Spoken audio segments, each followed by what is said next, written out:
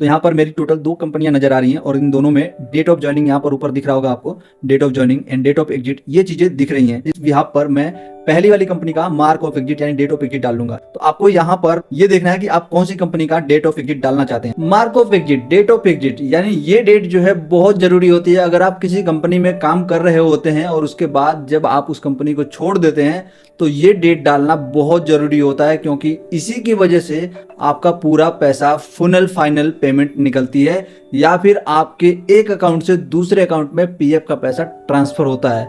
तो आज की इस वीडियो में मैं यही बताऊंगा कि अगर आपकी कंपनी छूट गई है या आप पैसे ट्रांसफर करना चाहते हैं तो आप डेट ऑफ एग्जिट कैसे डालेंगे। यानी ये डेट बहुत जरूरी होती है, तो बहुत ही सावधानी से चीजों को चेक करके डालना होता है। तो मैं क्या क्या बताऊंगा, जो आज मैं पॉइंट बताने वाला हूं, ये सब चीजें आपको ध्यान देनी है। अगर कहीं भी जरा सी मिस्टेक कर दी आपने तो आपका पैसा अटक सकता है। ये जो चीजें आप इसे बहुत सावधानी से देखिए। सबसे पहले देखो, इसे डालने के लिए आप सभी को पता है कि आपको क्या करना है। यूनिफाइड पोर्टल का एक पोर्टल होता है जिसे हमें लॉगिन करना होता है। आप अपने फोन से भी कर सकते हैं, तो मैं आपको अपने फोन से करने का तरीका बता रहा हूं। सबसे पहले देखो, आपको अपने फोन से एक गूगल क्रोम ओपन करना है। गूगल क्रोम ओपन करेंगे, उसके बाद यहां लिखेंगे यूनिफाइड पोर्टल मेंबर लॉगिन, इतना लिख देंगे। सबसे पहले ही सबसे ऊपर आपको एक वेबसाइट दिखेगी जिसका नाम है ईपीएफओ का। आपको यहाँ मेंबर दिख रहा होगा, लिखा होगा मेंबर, तो इस पर क्लिक करना है। और इस पर जैसे क्लिक करेंगे आपके सामने एक नई सरफेस खुलेगी, यानी ईपीएफओ की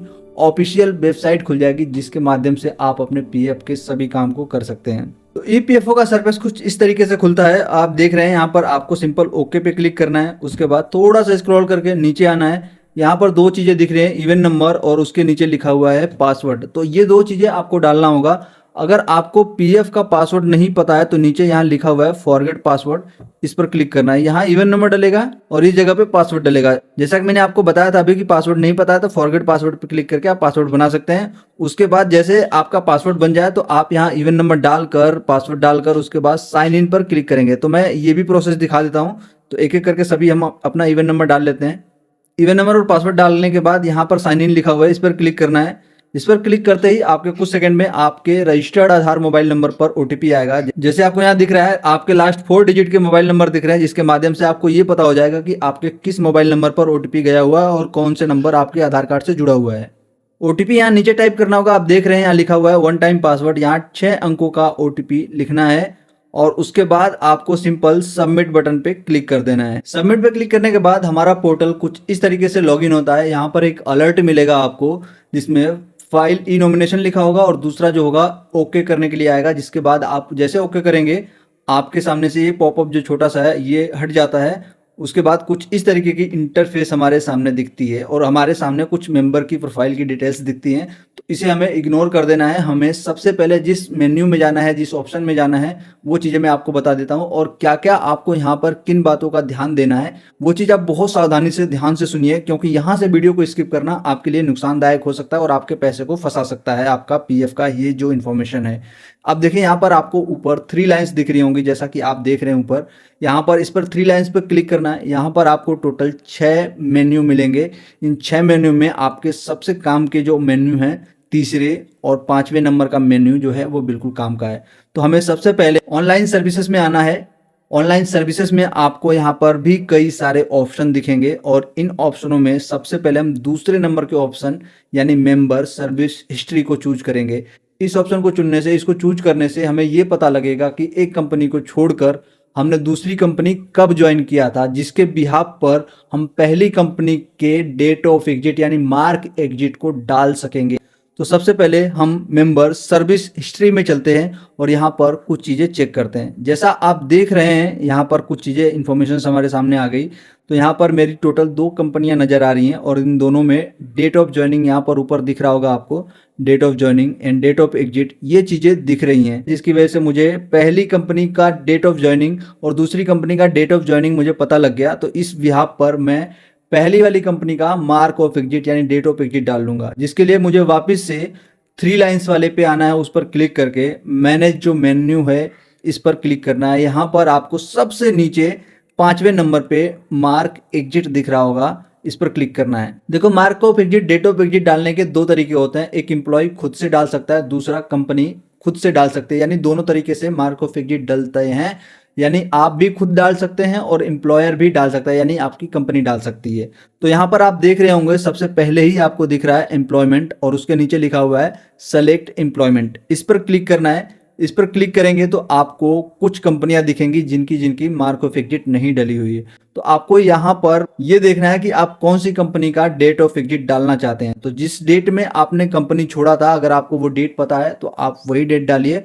अदरवाइज आपको नहीं पता है तो दूसरी कंपनी आपने कब ज्वाइन किया था वो डेट देखिए, क्योंकि अगर आपने दूसरी कंपनी जब ज्वाइन किया है, अगर उसी डेट को या उस डेट के बाद आपने मार्क ऑफ एग्जिट यानी छोड़ा हुआ कंपनी को दिखा देंगे पहली वाली कंपनी में, तो आपके पैसे यहां पर फंसेंगे। आपको फिर क्लियरेंस देना पड़ेगा पीएफ डिपार्टमेंट को कि आपने एक ही बार में दो कंपनी कैसे ज्वाइन की हुई थी, एक ही जगह एक ही समय पर आपने दो कंपनियों में कैसे काम किया था। ये मामला हो जाएगा ओवरलैपिंग का, जो आज के समय में पीएफ डिपार्टमेंट्स बहुत ज्यादा क्लेम रिजेक्ट कर देता है, चाहे वो एडवांस क्लेम का हो या फिर आप अपने केवाईसी फंड ट्रांसफर कर रहे हो या पैसे निकाल रहे हो। तो यहाँ पर आपके फंड को वो रोक देता है जब तक आप अपनी तरफ से क्लियरेंस नहीं देते हैं। तो यहाँ पर आपको डेट पता है तो डाल दीजिए, नहीं तो दूसरी कंपनी का डेट जो है डेट ऑफ ज्वाइनिंग उससे पहले की डालिए। यानी कंपनी में किसी कंपनी में आपने 1 तारीख को ज्वाइन किया है दूसरी कंपनी में, और पहली कंपनी को फिर आपको 30 या 31 जो भी उस महीने का पहले का जो डेट था वो डेट डाल देंगे, तो आपका पैसा फंसेगा नहीं, आपका पैसा निकल जाएगा। तो यहाँ पर हमें यहाँ पर सबसे पहले आप देख रहे होंगे लिखा हुआ है सेलेक्ट डेट ऑफ एग्जिट और दूसरा है रीसेलेक्ट डेट ऑफ एग्जिट, उसके नीचे लिखा हुआ है सेलेक्ट रीजन। तो ये चीज़ें हमें यहाँ पर भरनी होती है। सबसे पहले हमें देखिए एक डेट चूज कर लेना है, उसके बाद रीसेलेक्ट डेट चूज करना है, तो मैं वो भी चूज कर लेता हूँ। दोनों जगह एक ही तरह का डेट चूज करने के बाद नीचे लिखा हुआ है सेलेक्ट रीजन ऑफ एग्जिट, किस वजह से छोड़ा था, तो सबसे नीचे वाला आपको मिलेगा cessation short service any other reason. यही ज्यादातर मामलों में होता है अगर आप रिटायरमेंट नहीं लेते हैं तब, अगर आप बाद में कंपनियों को स्विच करते रहते हैं तो ये रीजन डालना होता है। उसके बाद नीचे एक डिक्लेरेशन दिया हुआ है, इस डिक्लेरेशन पे क्लिक करना है और रिक्वेस्ट ओटीपी पे क्लिक करना है। ध्यान रहे एक बात यहाँ पर आपको बहुत सावधानी से करना है कि ये जो डेट है आप अपने डॉक्यूमेंट के हिसाब से चेक कर लें, नहीं तो आपको दिक्कत आ सकती है। और दूसरी चीज ये है कि ये जो सर्विस है, ये जो हम डेट ऑफ एग्जिट डाल रहे हैं, date of mark of exit कर रहे हैं, ये आपके फोन से तो कर पाएंगे, आप पीएफ के पोर्टल से तो कर पाएंगे, लेकिन उमंग ऐप में ये फैसिलिटीज अभी नहीं आई हैं। इस वजह से आप सिर्फ इसे पोर्टल के माध्यम से ही कर रहे हैं। उसके बाद हमारे सामने पॉपअप आया, इस पर हमें यस करना है।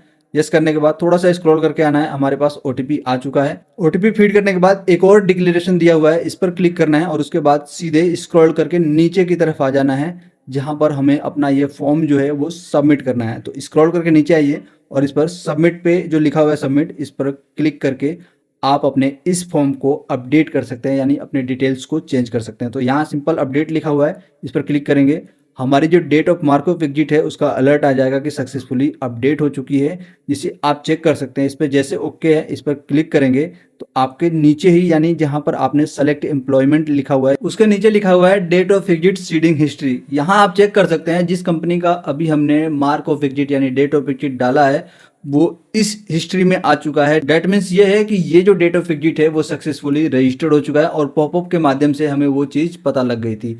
और अगर आप इसी को चेक करना चाहते हैं तो ऑनलाइन सर्विसेज में आके दूसरे नंबर पे मेंबर सर्विस हिस्ट्री जो है उसके माध्यम से भी आप इस डिटेल को चेक कर सकते हैं। तो ये जानकारी आपको कैसी लगी दोस्तों? अगर आप थोड़ी सी सावधानी रखेंगे तो आपके जो पीएफ का पैसा है वो कभी नहीं फंसेगा। आप हर एक पैसे को एक एक तिनका का पैसा जो है वो निकाल सकेंगे। तो अगर अभी तक आपने इस चैनल को सब्सक्राइब नहीं किया हुआ है, फॉलो नहीं किया हुआ है, तो प्लीज आप पहले इस चैनल को सब्सक्राइब फॉलो करिए, ताकि मेरे आने वाली इस वीडियो जो है आपको मिलती रहे और आप हर एक चीज से अपडेट रहें। और मैं आगे भी आपके लिए ऐसी वीडियोज बनाता रहूंगा।